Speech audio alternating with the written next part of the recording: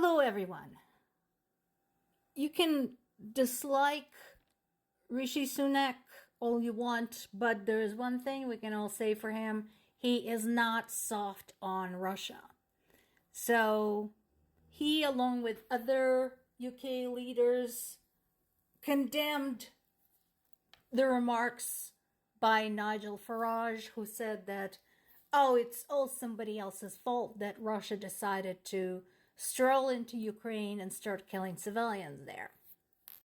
Of course, Farage is backpedaling hard, saying he's not Russia apologist. Well, sweetie, you can't have it both ways. Either you say it was everybody else other than Russia who caused Russia to attack Ukraine, or you're not a Russian apologist. You can't have both at the same time. And again, as pointed out, if you really familiarize yourself with the sequence of events as they actually happened and not as they happened in your head, you will see that the statement of, NATO made them do it kind of doesn't really hold up. Case in point, who made Russia do this? Show me specifically which one of the NATO countries held a gun to Putin's head to do this. I'll wait. I talked to my parents today and they confirmed this. Last night in Zaporizhia was quiet. But other than that, the entire previous week was basically hell. An onslaught of shelling.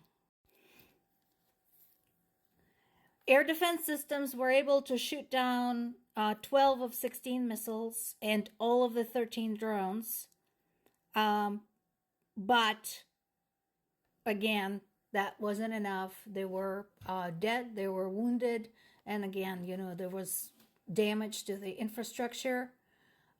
As I mentioned yesterday, there are multiple kind of frontline articles in various sources talking about the life of Ukrainian civilians under these conditions.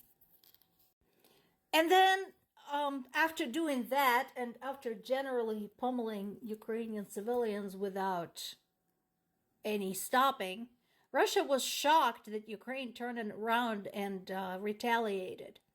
So this is interesting.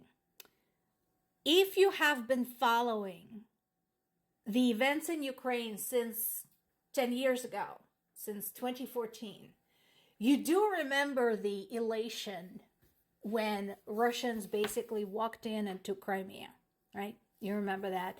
You remember the gunpoint referendum, all that jazz. Wasn't that fun?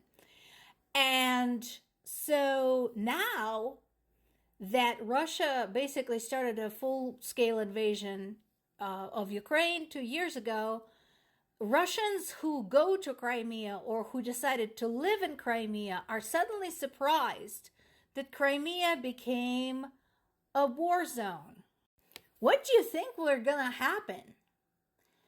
The first clue should have been when Russian military dug up miles upon miles of Crimean beaches and put military frontline reinforcements there, various obstacles, barbed wire, things like that, despite the fact that there isn't a whole lot of chance of Ukraine attacking from the sea because Ukraine doesn't really have its own fleet.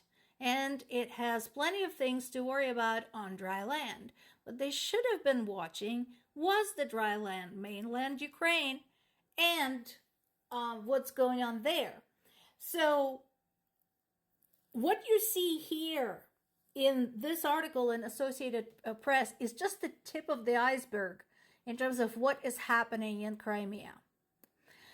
There are multiple Russian military objects in Crimea. They're using Crimea as a foothold to launch shit into Ukraine because it's closer than to do so from Russia, from Russian territory, or from the sea. So strategically, it makes sense. That makes Crimea a valid military target for Ukrainian troops. Now, Russian civilians are complaining that their vacations are being disrupted because of that. Again, the question is, what did you think was going to happen? One of Russia's talking heads actually said about this, well, I don't want to start any panic, but I would recommend postponing your vacation, or if you want to go somewhere, you could go to the Ukrainian front. What a great choice. What you're seeing here is not Ukraine. It's actually Dagestan. So why am I bringing up Dagestan? Dagestan is part of the Russian Federation, but where it is right up against Georgia. And we all know Russia's relationship with Georgia. Remember Chechnya? Yeah. To this day, a lot of us are calling Chechnya basically a dress rehearsal for Crimea. Anyway, what's happened was a fire at a local synagogue in Dagestan, during which a priest and police officer were killed. There was a huge fire. It's unknown yet what the extent of damage is. People who were initially there, people who are related to the victims, are saying that the attack was initiated by radical Islamists. However, because Dagestan part of Russia, their media is saying that this attack was initiated by NATO in Ukraine. How low can you stoop, honestly? So given all that, it's no surprise that NATO continues to batten the hatches in Europe. This particular piece is talking about an expansion of an airbase in Romania.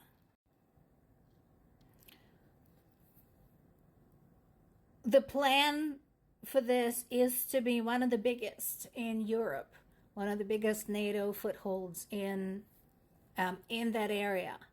And again, I know what Russian media and Russian government are going to say. See, NATO keeps expanding. Cause and effect, guys. Cause and effect. You don't want your adversaries to start ramping up their military preparedness. Maybe don't start wars. Just a thought.